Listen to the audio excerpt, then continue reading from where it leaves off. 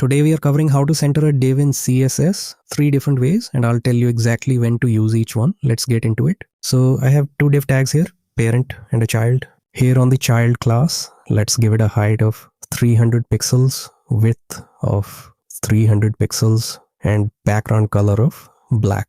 Now our goal is to move this black box in the center of the page horizontally and vertically.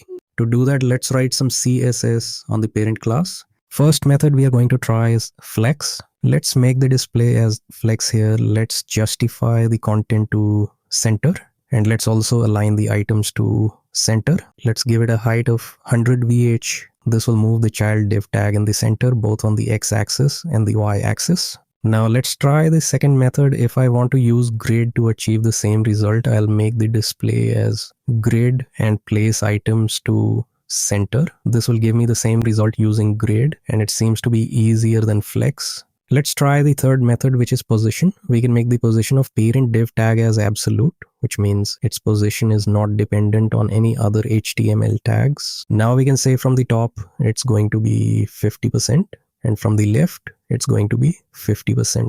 We can use a property transform to account for the box width. Basically, we want to measure top 50% and left 50% from center of the box, not from the edge of the box, to make it appear in the center.